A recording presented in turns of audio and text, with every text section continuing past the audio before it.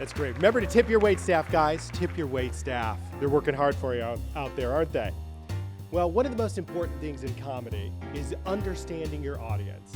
You need to know if it's Friday night late show, they probably had a few more drinks. Or if you're doing a show, early show Saturday, lots of couples, date night, maybe keep it a little bit cleaner.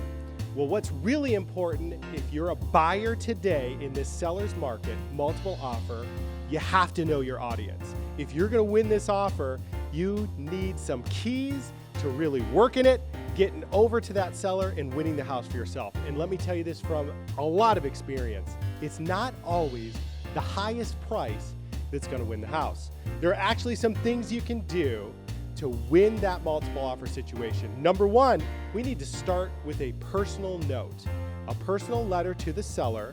No family pictures. We don't want to violate any family housing rules, but get that personal note, look around the house, make it all about the seller. Tell them how much you love their home and how you can envision yourself living there.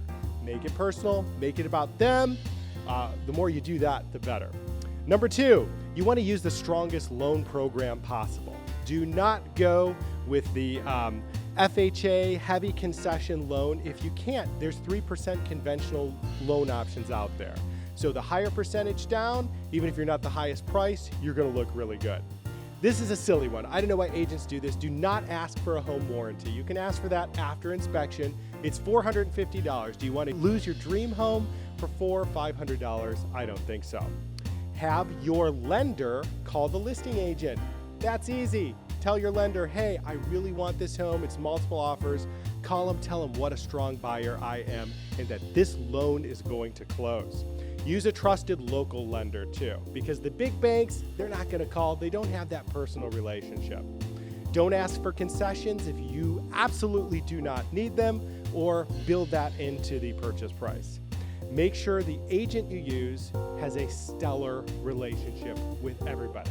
You might think like you have the bulldog out there, she's gonna negotiate the best deal, or he's gonna negotiate the best deal, but they might actually lose the house for you.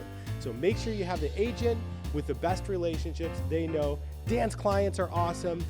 We're gonna work with them. They're gonna take it easy on inspection. That brings us to inspection.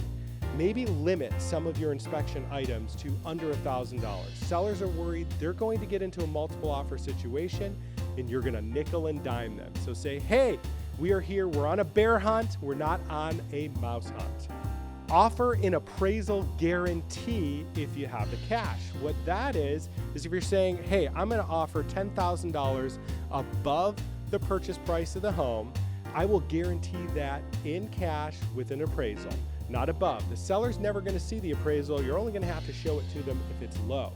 So back it up with some cash. There's no reason you could offer $1 million on a $200,000 house, but unless you're willing to back it up with cash, it doesn't matter. For more about that, visit my blog.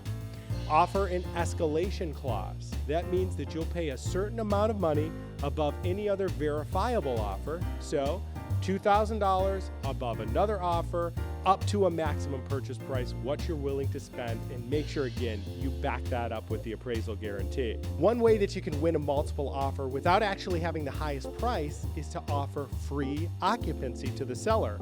Maybe they need to sell, they're gonna move into another house, they need a couple weeks to move all their belongings out.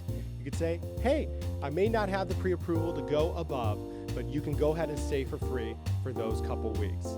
That is a great gesture to make to the seller. And lastly, put in a strong earnest money deposit.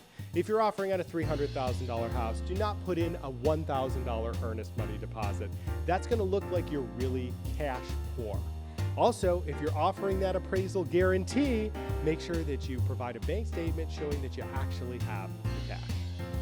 Hey, I've got to say this has happened so many times. If you lose, don't fret. Maybe there were 10 offers. Okay, darn, we didn't get it. Go into a backup offer position. So many times a real estate deal will fall apart. And if you're right there saying, hey, I want that house, I'm not going anywhere, there's no risk in doing that. You might be the first phone call when that primary offer says, it starts to nickel and dime them to death. They're gonna say, hey, we want somebody who's maybe a little bit easier to work with. So go into backup offer position. Do not lose that good attitude, positive vibes, good karma in your home search. Go and get it.